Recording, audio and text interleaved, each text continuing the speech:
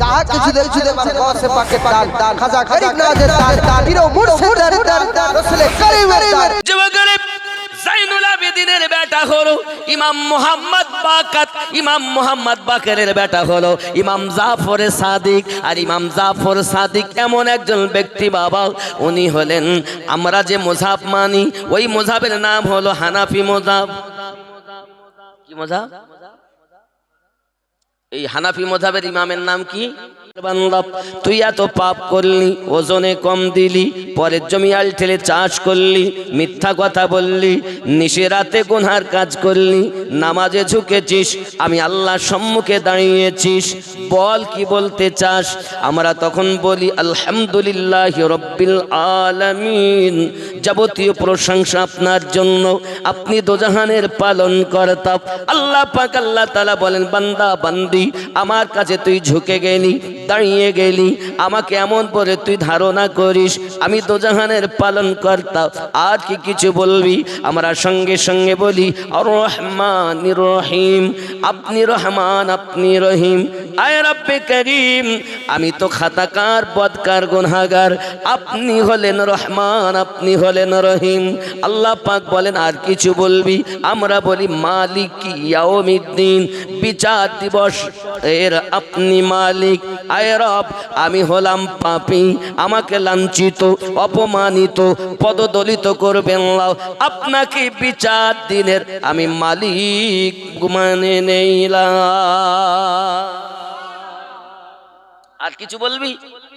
তখন আমরা বলি হ্যাঁ হ্যাঁ রব্বে করিম বলবো।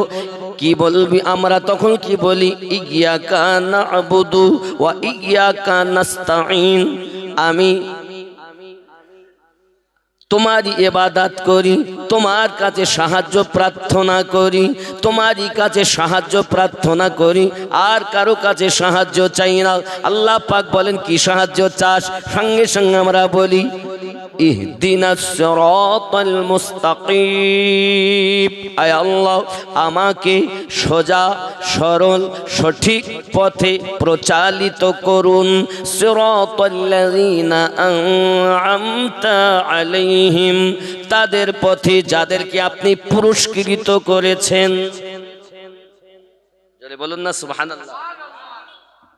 গায়রিল মাগদুবি আলাইহিম ওয়ালাদ-দাল্লিন, তাদের পথে নয় যারা অভিশপ্ত হয়েছে, লানত প্রাপ্ত হয়েছে, বহিষ্কৃত হয়েছে। আমরা তো ছোট্টবেলাতেই পড়েছি অনন্ত অসীম প্রেমময় তুমি বিচার দিনের স্বামী, যত গুণগান হে চিরমহৎ তোমারই অন্তর্যামী। যারে বলুন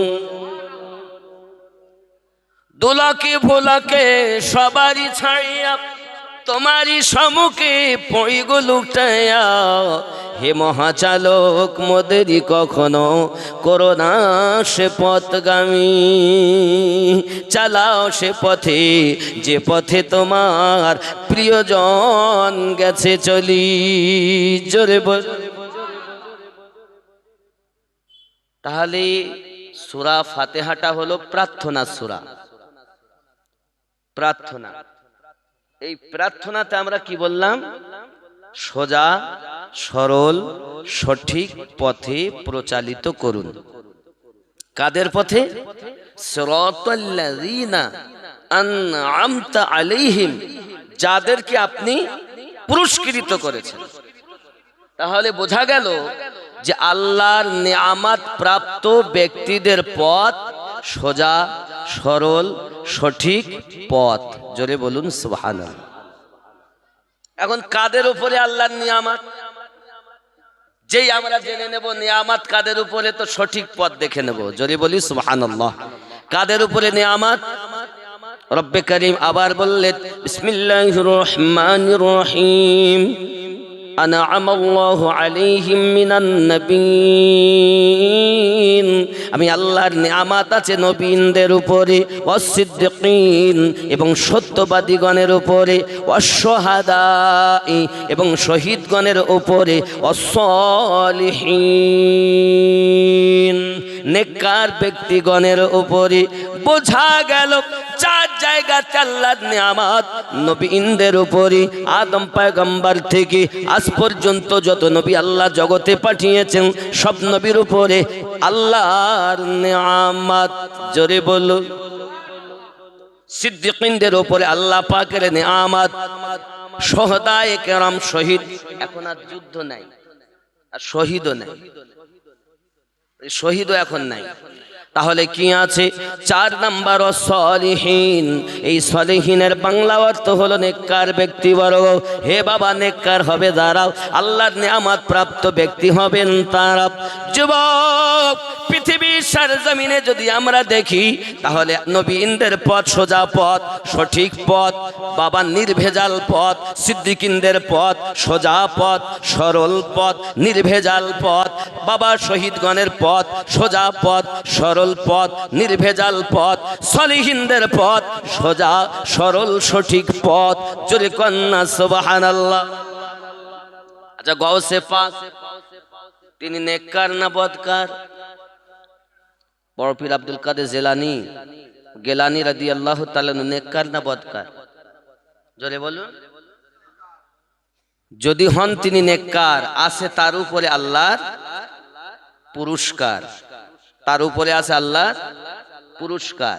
আর আমরা হলাম ওনাদেরই তাবেদার। জোরে বলুন। ये कुरानेर কথা, ये आमीनुद्दीन की घर की बात नहीं, ये रब करीम की बात है। अगर आप चाहे हम नहीं मानेंगे तो कोई जरूरी नहीं कि हर कोई माने। ईमान वाले ही नबी और अल्लाह को मानते, जो ईमानदार नहीं वो नहीं मानते। কথা কি বুঝতে পারছেন? জরুরি নয় যে সবাই মানবে, শুধুমাত্র মানবে তারা ইমানদার হবে যারা। আরো জোরে বলুন সুবহানাল্লাহ। আমরা ইমানদার তো নাকি? কথা বলেন না কেন? ইমানদার না? সবাই তো দাবি করি আমরা ইমানদার। বাবজি, খাজা গরিব নওয়াজ নেককার না বদকার? কথা কন। নেককার। মুজাদ্দিদ আল-ফেসানি রাদিয়াল্লাহু তাআলা আনহু নেককার না বদকার? বাহাউদ্দিন নকশবন্দ, খাজা শিহাবুদ্দিন সোহরাওয়ার্দী নেককার না বদকার? পৃথিবীর জমিনে 4টি তরিকার শাখা প্রশাখা 160 খানা হয়েছে। হে বাবাজি খোদা মানিকা আমার, প্রথম তরিকা বলা হয় কাদরিয়া। কাদরিয়া তরিকার ইমাম গাউসে পাক আব্দুল কাদের গেলানি রাদিয়াল্লাহু তাআলা আনহু। দ্বিতীয় তরিকতের নাম হলো চিশতিয়া। এই চিশতিয়া তরিকতে দারোমাদার নেককার ব্যক্তি যাকে আমরা বললাম তিনি হলেন খাজা মাইনুদ্দিন সঞ্জরি আজমিরি রাদিয়াল্লাহু তাআলা আনহু। হে বাবাজি আমার, ইনি চিশতিয়া তরিকতের ইমাম। 3 নম্বর তরিকতের নাম সোহরাওয়ার্দিয়া, যে ইমামের নাম হযরতে খাজা শিহাবুদ্দিন সোহরাওয়ার্দী রাদিয়াল্লাহু তাআলা আনহু। হে বাবা আমার, 4 নম্বর তরিকতের নাম হলো নকশবন্দিয়া ও মুজাদ্দিদিয়া। এই তরিকতের ইমামের নাম আপনার কিনা বাহাউদ্দিন নকশবন্দ। আর একজন হলো ইমামে রব্বানি মুজাদ্দিদ আল-ফেসানি খাজা শেখ আহমদ সিরহিন্দি। এই 4খানা তরিকতের কেউ বা বলেছেন তরিকতের শাখা প্রশাখা অনেক হয়েছে। কেউ বলেছেন কালান্দারিয়া, কেউ বলেছেন মাদারিয়া, কেউ বলেছেন নিজামিয়া, এমনি করে কেউ নাইমি, কেউ বরকতি, কেউ আশরাফি, কেউ রেজবি। আব্বা আমার সব আমাদের সুন্নি ভাই। জোরে বলুন সুবহানাল্লাহ। এগুলো বুঝে নিতে হবে। এখন তরিকত কোথা থেকে এলো? হে জওয়ান যুবক আমার, পৃথিবীর জমিনে আমার নবী পাক সাল্লাল্লাহু আলাইহি ওয়াসাল্লামের নওয়াসা ইমামে হোসেন পাক রাদিয়াল্লাহু তাআলা আনহুকে কারবালার সরজমিনে যখন সীমার বুকের উপরে চেপে হীরার তলোয়ার চালিয়ে দেয়, আব্বাজি হীরার তলোয়ার চালায় গলাতে, ইমাম হোসেন বলতেছেন উঠ আমার গলা বুকের উপর থেকে, আমাকে একটু নামাজ পড়তে দে। তুই যে জায়গাতে ছুরি চালাচ্ছিস ওই জায়গাতে আমার নবী আমার নানুজি এখান থেকে 56 বছর আগে বারবার চুমা দিয়েছেন। এ বাবা সোনামানিকের কিতাবের ভিতরে ঘটনাটা এইভাবে আসে। আসতেছি। ইমাম হোসেন পাক রাদিয়াল্লাহু তাআলা আনহু জগতে যখন জন্ম নিয়েছেন, প্যারা নবী নূরুন আলা নূর নবী নিজে আজান দিতেছেন ইমাম হোসেন পাকের কানে। জোরে কোন সুবহানাল্লাহ। আজান দিচ্ছেন যিনি, তিনি হলেন নবীদের সরদার, আর আজান শুনছেন যিনি, তিনি জান্নাতে যুবকদের সরদার। বলুন না, আমার কথা কি বুঝতে পারছেন না? আমি তো বাংলা বলছি বেশিরভাগ। আমার জওয়ান যুবক সোনামানিকের, এখন নবী দোদাহা সাল্লাল্লাহু আলাইহি ওয়াসাল্লাম আযান পড়তেছেন, আযান দিতেছেন, আযান সমাপ্ত হয়ে যায়। রাসূলে পাক বলেন, আমার নাবাসা, আমার নানু ভাই, আমার আওয়াজের ধ্বনির তুমি ইজ্জত রক্ষা করবে। ইমাম হোসেন যেন বলতে চাচ্ছেন, নানু প্রয়োজন যদি পড়ে আপনার আওয়াজের, আপনার শব্দের ইজ্জত আমি ইমামে হোসেন জীবন দিয়েও রক্ষা করো। আব্বা আমার শুধু এতটুকুই নয়, আমার নবী পাক আযান দিয়েছেন, আযান দিয়েছেন এক কানে, তাকবীর পড়েছেন আর এক কানে। আযানও হয়ে গেল, তাকবীরও হয়ে গেল। আমার নবী পাক সাল্লাল্লাহু আলাইহি ওয়াসাল্লাম ইমাম হোসেন পাকের গলাতে গিয়ে চুমা দিতেছেন। মা খাতুনে জান্নাত লাফ মেরে উঠেছেন, আব্বুজি দুনিয়া জমিনে বাচ্চাদের যদি কেউ আদর করে, সোহাগ করে, চুমা যদি খায়, কেউ বা গালে চুমা দেয়, কেউ বা পেশানিতে চুমু খায়, কেউ বা ঠোঁটে চুমা খায়, আমার আব্বু আপনি বলুন না আমার হোসাইনের গলাতে কেন আপনি চুমু দিয়েছেন? আল্লাহর হাবিব প্যারা নবী নূরুন আলা নূর নবী বলছেন, ওগো ফাতিমা, মা শুনে রাখো, আমার নানু ভাই আর দুনিয়া জমিনে জন্ম নিয়েছে গো মা। এমন একটা সময় আসবে কারবালার মাটিতে এই হোসেনে পাক নিজের গর্দানকে কাটিয়ে দিবে, নিজের গর্দানকে কাটিয়ে দিবে। কিন্তু ফাতিমা আমার নানু ভাইয়ের বুকের উপরে বসে এক দুশমন গলায় ছুরি চালাবে, আর যে জায়গাতে ছুরি চালাবে আমি নবী ওই জায়গাতে চুমা খাই, যেন আমার নানুর গলা কাটতে না পারে।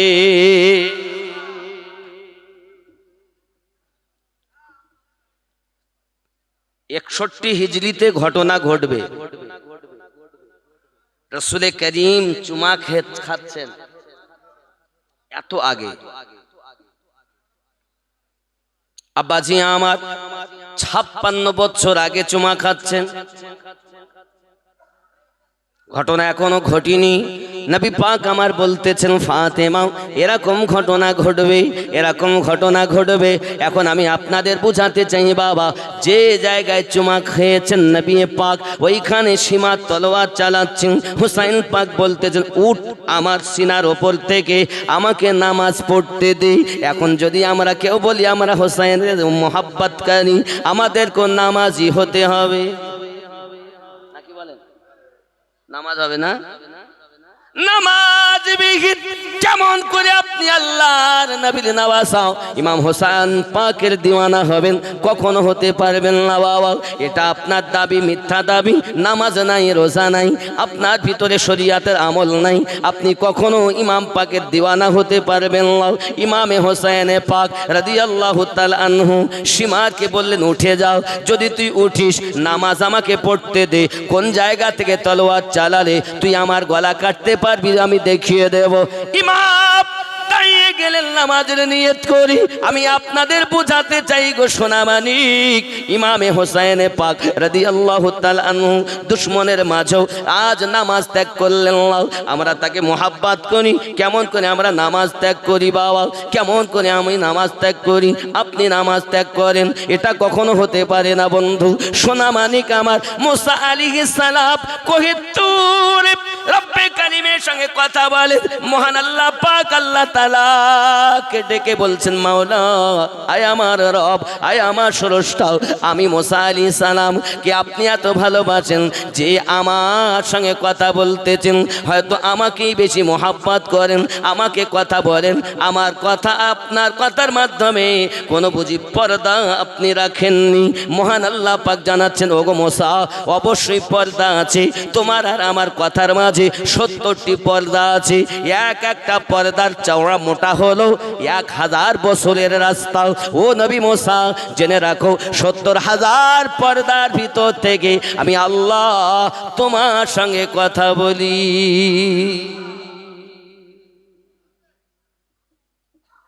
মুসা আলাইহিস সালাম বলেন, আল্লাহ, তাহলে কি এমন কেউ নাই যাদেরকে আপনি দেখা দিবেন, যাদের সঙ্গে আপনি দেখা দিবেন কোনো পর্দা থাকবে না?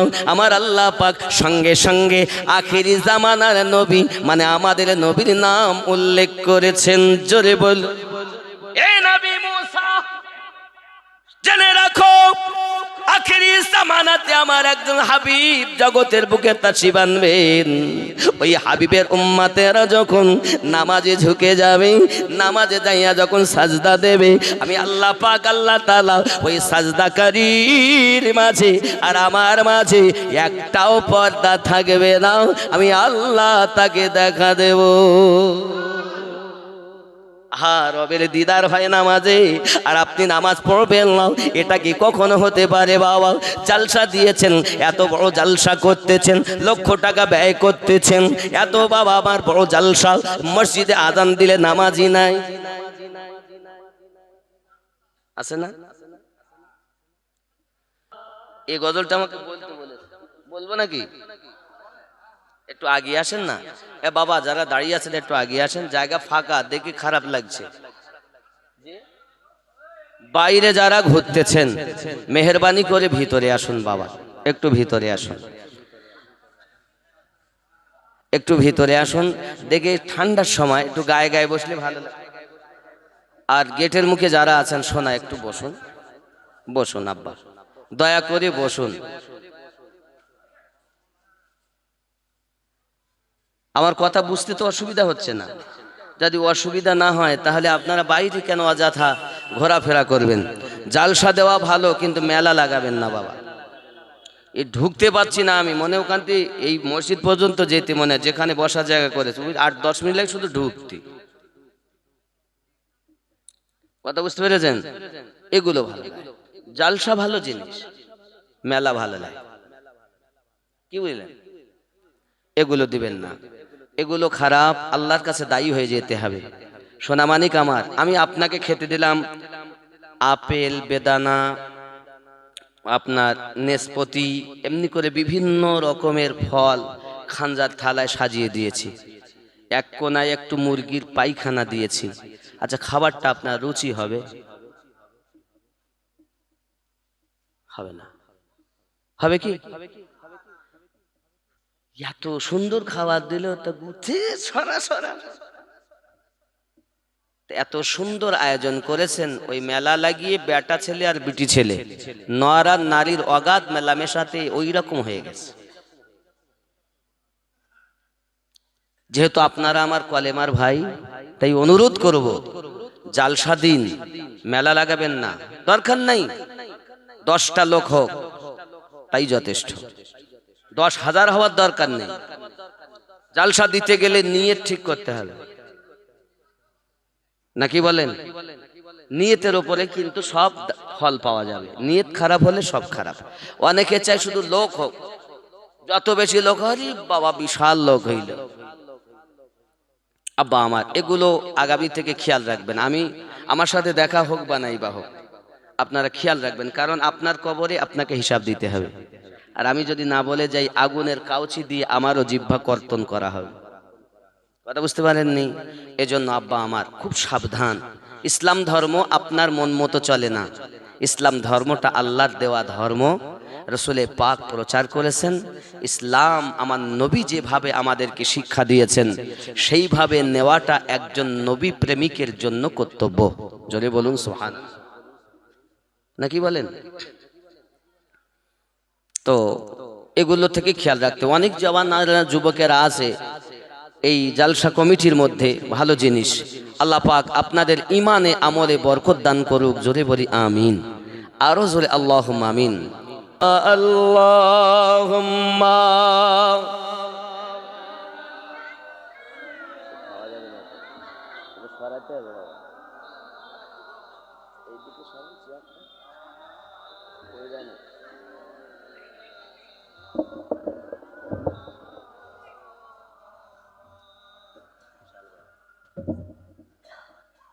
বাবজি,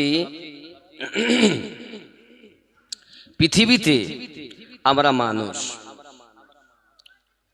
মানুষ হয়ে যদি কবরে যাওয়া যায়, তা কবরে যেতে দেরি হবে, রসুল করিম কোলে লইতে দেরি করবেন না। জোরে বলি সুবহানাল্লাহ। মারা আমরা যাব না, দুনিয়ায় থাকবো। কেউ তো থাকার জন্য আমরা আসিনি। দুনিয়া কি আরাম করার জায়গা? এই দুনিয়াটা আরাম করার জায়গা না, উল্লাস করা, হাসি ঠাট্টা করার জায়গা না। দুনিয়াটা হলো পরীক্ষা দেওয়ার স্থল। এখানে আমরা সবাই এসেছি পরীক্ষা দেওয়ার জন্য। যেখানে পরীক্ষা হয় সেখানে কি আনন্দ উল্লাস হয়? হয় না। কারণ এসেছি, হয়তো দেখা যাচ্ছে সারা বছরে পড়াশোনা করেছে, আজকে ক্লাসে উঠতে গেলে দেখা যাচ্ছে 7 দিন বা 10 দিন তার পরীক্ষা। এই 10 দিন আর থাকবে কত? 1 বছরের 10 দিনের উপরেই নির্ণয় হবে। আমাদের 60-70 বছরের বয়স, এর মধ্যেই পরীক্ষা কোটি কোটি বছরের। এখানে আনন্দ কিসের? এখানে আবার আপনার শখ কিসের? এখানে তো আশা থাকবে তাদের, মুনাফিক যারা, কাফের যারা, ইমানদারের তো না। ইমানদারের জন্য তো আখেরাত। জান্নাতে ছিলেন, জান্নাত থেকে এসেছেন, আবার তার শেষ ঠিকানা জান্নাত। শেষ ঠিকানা কোথায়? আমাদের জান্নাত। আমার জওয়ান যুবক সোনামানিকের, ইমামে হোসেন পাক রাদিয়াল্লাহু তাআলা আনহু নিজের গর্দান নিজে শহীদ করে দিলেন। বলার উদ্দেশ্য হলো এটি, আব্বা আমার যে গলা বারবার নবী চুমা দিয়েছেন, ওই গর্দান কাটিয়ে দিয়েছেন তিনি। আর যে জায়গায় একবার চুমা দিয়েছেন আমার নবী পাক, সেই পাথরটার নাম হলো হাজরে আসওয়াদ। কি পাথর? হাজরে আসওয়াদ। কাবার দেওয়ালের গায়ে ফিট করা। মানুষ লাফ মেরে, মারামারি করে, ঝগড়া করে পাথরে চুমা দেবে, তাই ছুটে চলেছে। হ্যাঁ গো, কেন? তাহলে পাথরে চুমা দিলে গোনা চুছে নেয়। এখন ওখানে বয়স্ক মানুষের জন্য তো সহজ না, ও তো মেরেই ফেলে দিবি, লম্বা লম্বা সব, মরে দেওয়ার সম্ভাবনা বেশি। তাও বলছে আমি চুমা দেবো, এরকম ভাবে নয়। দূর থেকে যদি আপনি এমন করেন, তাও চুমা দেওয়া সব হয়ে যাবে। মারামারি করার কথা বলিনি। আপনি যান, অটোমেটিক চলছে ওখানে। রাত্রে নিষেধে যাবেন, তাও যা, দিনে যাবেন, মানে 24 ঘন্টা একই অবস্থা। যে গলাতে নবী বারবার চুমা দিয়েছেন সেটা শহীদ। আর যাকে নবী একবার চুমা দিয়েছেন, আবু বকর রাদিয়াল্লাহু তাআলা আনহু বলেন, এ পাথর, তোকে আমি এই জন্য চুমা দেই যে আমার নবী চুমা দিয়েছেন। ওমর বলেন, আমি এই জন্য চুমা দিই যে নবী চুমা খেয়েছেন। একই কথা সাহাবায়ে কেরাম রিদওয়ানুল্লাহি তাআলা আলাইহিম আজমাইন বলেছেন। আমরা বিশ্বের মানুষ যারা আমরা আল্লাহ পাকের দয়ায় পৌঁছাই, আমরাও চুমা খাই এই উদ্দেশ্যে যে নবী চুমা খেয়েছেন। ঠিক কি না? এখন যে গর্দানে নবী বারবার চুমা দিলেন কারবালায়, শহীদ কাদের জন্য? হোসাইন পাক ইসলাম ধর্ম বাঁচিয়েছেন, শুধু কাবা বাঁচাননি। আজ মসজিদে আজান হচ্ছে তো হোসাইনের সাদকা। জোরে বলুন। আব্বাজি আমার সোনামানিকের, ইমাম হোসেন পাক রাদিয়াল্লাহু তাআলা আনহু শহীদ যখন নিজেকে করিয়ে দিলেন, নিজের গলা নিজে কাটিয়ে দিলেন, আব্বা আমার ইসলামকে বাঁচিয়ে নিলেন, এমন সময়তে ইমাম জয়নুল আবেদিন, ইমাম হোসেনের পুত্র, তিনি তাঁবুর ভিতরে রয়েছেন। ওই তাঁবুর ভিতরে আগুন ধরিয়ে দিয়েছে দুশমনের দলেরা। কারণ জয়নুল আবেদিন যদি না থাকে, ইসলাম ধর্ম আর কেউ দুনিয়াতে পালন করবে না। এই ধর্মটা দুইটি ধারাতে আসতেছে। এক হলো ইমাম হাসান পাকের বেটা হাসানে মুসান্না থেকে, আর এক আসতেছে ইমাম হুসাইনের বেটা জয়নুল আবেদিন হতে। আগে ইসলামের গোড়াটা বোঝেন, এটা ইসলামের গোড়ার ইতিহাস। দুই ভাগে আসছে। এক, ইমাম হুসাইনের ছেলে জয়নুল আবেদিন, আর এক ইমাম হাসানের পুত্র হাসানে মুসান্না। জোরে বলুন। আব্বা আমার জয়নুল আবেদিনকে যদি শহীদ করে দেওয়া হয়, যদি আপনার জ্বলে পুড়ে ছাই হয়ে যায়, তাহলে আর ইসলাম ধর্ম থাকবে না। বিবি জাইনাব, হে বাবা আমার, হযরত আলী কারামাল্লাহু ওয়াজহুল কারীমের কন্যা, খাতুনে জান্নাতের কলিজার টুকরা জাইনাব দেখতেছেন ভাই আমার দুনিয়ার জমিনে শহীদ হয়ে যাবে, ভাই আমার আগুনে পুড়ে ছাই হয়ে যাবে, কারণ ওঠার ক্ষমতা ওনার নাই, দাঁড়ানোর ক্ষমতা ওনার নাই, এত দুর্বল, এত শরীরটা খারাপ। সঙ্গে সঙ্গে হযরতে জাইনাব লাফ মেরে তাঁবুর ভিতরে ঢুকলেন। ঢোকার পর কিছুক্ষণ পরে ভাইকে কাঁধে করে বাইরে নিয়ে এসেছেন। আর যদি জয়নুল আবেদিনকে না আনতেন, বাবা দুনিয়াতে আমরা কোনো পীর পেতাম না। এই যে আপনি বলছেন আমি ফুরফুরায় যাই, ভালো কথা। কেউ বলছেন আমি বেরিলি শরীফ যাই, ভালো কথা। কেউ বলছেন পাঞ্জাবে যাই, আজমিরে যাই, বাগদাদে যাই, বিভিন্ন দেশে আল্লাহর ওলিদের কাছে যাচ্ছেন। এই বিবি জায়নামের সাদকা, যে উনি ওই দিন জয়নুল আবেদিনকে বার করে এনেছিলেন। এটা হলো গোড়ার ইতিহাস। ডাইল দাও গোড়ার খোঁজ রাখেন। যুবকের জয়নুল আবেদিনের বেটা হলো ইমাম মুহাম্মদ বাকেরের বেটা হলো ইমাম জাফর সাদিক। আর ইমাম জাফর সাদিক এমন একজন ব্যক্তি বাবা, উনি হলেন আমরা যে মযহাব মানি, ওই মযহাবের নাম হলো হানাফি মযহাব। কি মযহাব? এই হানাফি মযহাবের ইমামের নাম কি? নোমান বিন সাবিত, উপাধি ইমামে আজম আবু হানিফা। জোরে বলুন সুবহানাল্লাহ, ঠিক কিনা? ইমাম আজমের যখন 68 বছর বয়স হয়, ওনাকে জিজ্ঞাসা করে ভক্তগণেরা, হুজুর আপনার বয়স কত বলুন? ইমামে আজম বলেন আমার বয়স হলো 2 বছর। জিজ্ঞাসা করে আপনি এমন করে আমাদের সঙ্গে মজাক করছেন নাকি হুজুর? কেন এমন কথা বলতেছেন? ইমামে আজম বলেন বাবা আমি মজাক করি না বাবা, আমি এই জন্য 2 বছর বয়স বলেছি। এই 2টি বছর আমি ইমাম মুহাম্মদ জাফর সাদিকের কাছে মুরিদ হয়ে নিজেকে সমর্পণ করে যে 2টি বছর কাটিয়েছি, এই 2টি বছর আমার সঠিক জীবন ছিল, বাকি 66 বছর আমার হেলায় নষ্ট হয়ে গেছে। বাবা ইমামে আজমের পীরের নাম হলো ইমাম মুহাম্মদ জাফর সাদিক। জোরে বলো। আপনি যে মযহাব মানতেছেন, সে মযহাবের ইমামের পীরের নাম ইমাম জাফর সাদিক। আব্বা আমাম আরো ভালো করে বুঝুন, ইমাম জাফর সাদিকের বেটা ইমাম মোহাম্মদ আলী রাজা, ইমাম মোহাম্মদ কাজিম, ইমাম তারপরে নাকি আলী, তারপরে তাকি আলী, তারপরে ইমাম হাসানে আসকারি, তারপর হল ইমাম মেহেদি। ইমাম মেহেদি এখনো আসেননি, জগতে আগমন করবেন। এই হলো ইসলামের আসল রহস্য। জোরে বলুন। এই কথা বুঝতেছেন না বুঝতেন না? বন্ধুরে আমার, আমরা জগতের ভিতরে ভালো করে জানি ঈসা পয়গম্বর আসবেন, ইমাম মেহেদি আসবেন। 11 ইমাম এসে গেছে। এ জওয়ান যুবক আমার, ইসলাম ধর্মটা করার ওনারা হলেন তিনি। আব্বা আমার, এখন আমরা গাউসে পাককে পেয়েছি, আব্দুল কাদের জিলানী গেলানী রাদিয়াল্লাহু তাআলা আনহুকে পেয়েছি।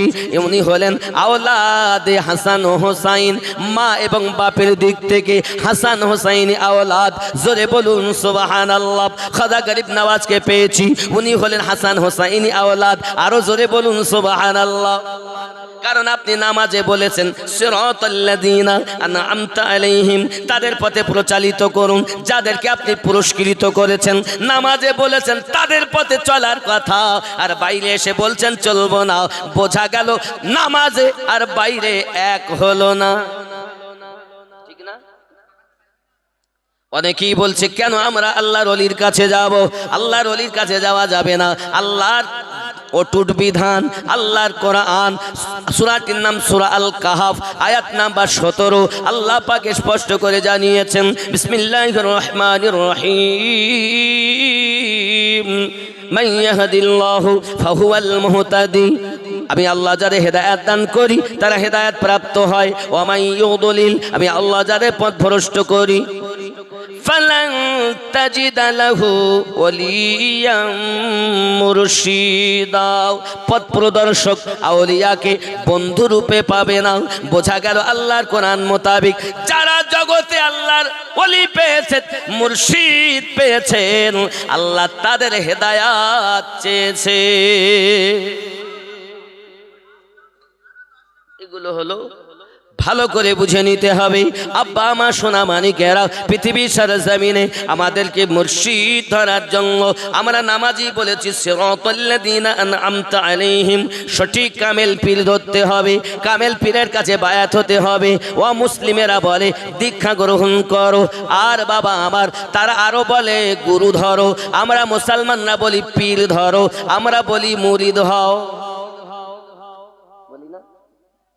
প্রত্যেক রাকাতে বলেছি ইহদিনাস সিরাতাল মুস্তাকিম সিরাতাল্লাযীনা আনআমতা আলাইহিম। নাকি বন্ধুরে আমার খুব ভালো করে ব্রেনের ভিতরে রাখুন। পৃথিবীর জমিনে এখন আপনি আমি যদি বলি না না না না পীর ধরবো না, তাহলে আপনার জন্য আমি বলবো বাবা আমাদেরকে আল্লাহ পাক ইসলামের বুনিয়াদ 5টি দিয়েছেন। এই ইসলামের বুনিয়াদ হলো 5টি। হাদিস শরীফে সহিহ বুখারীতে কিতাবুল ঈমানের বাবে লেখা আছে, আল্লাহর হাবিব বলেন বুনিয়াল ইসলামু আলা খামসিন। আপনার ইসলামের বুনিয়াদ হলো 5টি। 1 নাম্বার হলো কলেমা, সাক্ষী দেওয়া আল্লাহ ছাড়া কোনো মাবুদ নাই। হযরত মুহাম্মদ সাল্লাল্লাহু আলাইহি ওয়াসাল্লাম তার প্রেরিত রাসূল ও বান্দা। জোরে বলুন সুবহানাল্লাহ। এই ইসলামের বুনিয়াদে আমরা যে বলেছি লা ইলাহা, কোথা থেকে বলবেন আপনি তো জানেন না, কোথা থেকে বলবেন আপনি পড়েই চলেছেন, আসলে মজা জানেন না। এ জওয়ান যুবক আমার দেখুন, লা নাভির নিচে একটি নাফস আছে, তাকে লতিফায়ে আম্মারা বলা হয়। সে বড় বদমাইশ বাবা। ওখান থেকে শুরু করতে হবে লা বাবা আমার, এবার সিনাতে হবে ই, কপালে হবে লা, তালুতে হবে আপনার কিনাহা। লা ইলাহা, নেই কোনো মাবুদ, নেই কোনো ইবাদতের উপযুক্ত। কে কে ইবাদত কার করতে হবে? ইল্লাল্লাহ। কলব থেকে রুহু, এই কলব থেকে রুহুতে আল্লাহ প্রতিষ্ঠিত করতে হবে। 4টি সেন্টারে বাদ দিতে হবে। এটাই হলো ইসলামের বুনিয়াদ। জোরে বলুন। ভালো করে বুঝে নিতে হবে। আমাদের কলবের রোগ হলো আপনার 14টি। কয়টি? যদি রোগ হয় ডাক্তারের প্রয়োজন, যদি আপনার রোগ না হয় ডক্টরের কোনো প্রয়োজন নাই। আব্বা আমার রোগ জ্বর হলে ডক্টর, মাথা ব্যথা হলে ডক্টর, বিভিন্ন রোগের ডক্টর রয়েছে। আব্বা আমার দুনিয়াবি রোগের ডক্টর আছে। এ সোনা মানিক আমরা তাদের কাছে যাই, তাদের দেওয়া মোতাবেক আমরা ওষুধ সেবন করি। ওষুধ যে আমাকে আমার ভালো করে তাহা নয়, আমাদের ঈমান হলো ওষুধ, হলো ওসিলা। রোগ ভালো করে আমার আল্লাহ। ঠিক না? ভালো করে বুঝুন বাবা আমার সোনা মানিকেরা। এখন আমার ভিতরে রোগ হয়েছে, ডক্টরের কাছে গেলাম, ওষুধ দিল, সেবন করলাম, আল্লাহ রোগ ভালো করে দিলেন। আরো একটা রোগ আছে আমাদের মধ্যে, যেমন মিথ্যা কথা বলা, সুদ খাওয়া, গাঁজা খাওয়া, মদ খাওয়া, মিথ্যা কথা বলা, মা বাপকে কষ্ট দেওয়া, এই সব রোগের জন্য ডক্টর আছে। নাই আছে। এই রোগের ডাক্তার যারা আপনি হয়তো চেনেন না, আজ বলে দিচ্ছি সেই রোগের আপনার ডক্টর যারা, তারা হলো ওলামায়ে শরিয়াত। শরিয়াতের আলেমদের কাছে যাবেন। ওই রোগ হলে আপনার কত রকম ব্যাধি আপনার হবে, তার জন্য আপনাকে বলবে ওই রোগ থেকে এই কাজ করো, এই করলেই হবে। এইভাবে যদি তাদের আপনার ঔষধ গ্রহণ করেন, আর সেই ঔষধ মোতাবিক যদি আপনি সেবন করেন, সমস্ত রোগ দূরে চলে যাবে, আপনি সুপারম্যান হয়ে যাবেন। কথা বোঝা যাচ্ছে না? আর এক রকমের রোগ, মসজিদে গেলাম নামাজ পড়ার জন্য, মসজিদে নামাজে গিয়েছি, মন বসে না, ভুলে যাওয়া জিনিস আপনার ব্রেনে আসে। মুখে কিন্তু তেলাওয়াত হচ্ছে আলহামদুলিল্লাহি রাব্বিল আলামিন আর রহমানির রহিম মালিকি ইয়াউমিদ্দিন, কিন্তু ব্রেনে খেলছে ওই ভুলে যাওয়া জিনিস। খেলে কি খেলে না বলেন?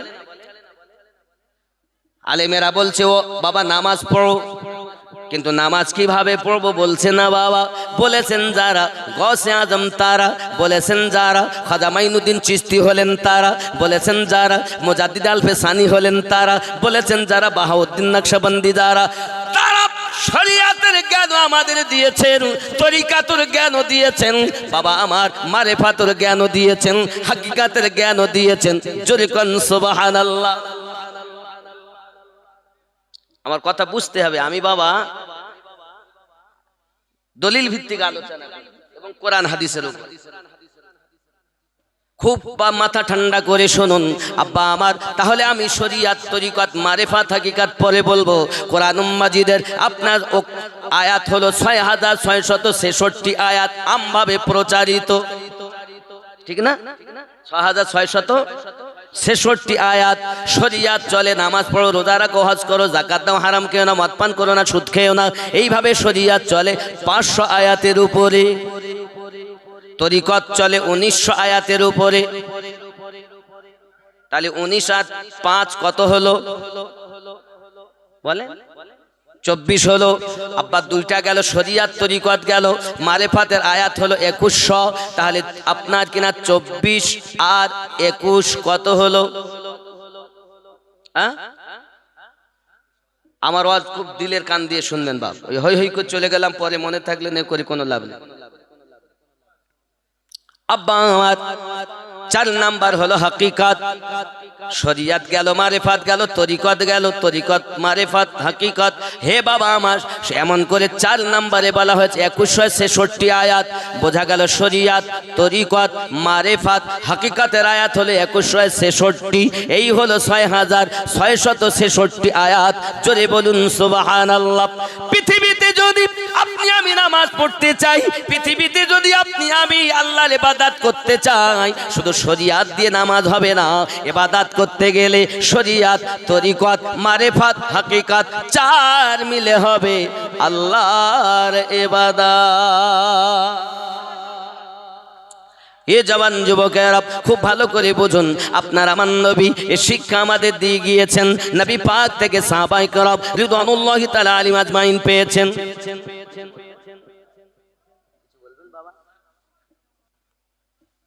তাহলে বোঝা গেল আমাদের ইবাদতের ভিতরে বড় ঘাটতি। এখন কলবের রোগ হলো ১৪টি। কয়টি বললাম? কয়টা রোগ? রোগ হলে ডক্টর লাগবে।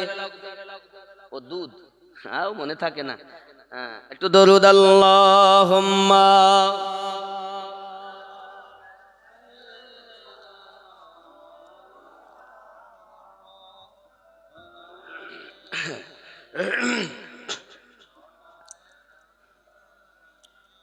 আব্বাজি আমার, সোনাবানিকেরা খুব ভালো করে ব্রেনের ভিতরে রাখুন। আমাদের যে আপনার কিনা 14টি রোগ আছে, এই রোগগুলো কি কি একটু খেয়াল করবেন। এক নাম্বার রোগ এই কলবের নাম শুনুন। ১ নাম্বার কলবে মারিদ অর্থাৎ রুগ্ন অন্তর, সূরা আত-তাওবা আয়াত নাম্বার ১২৫।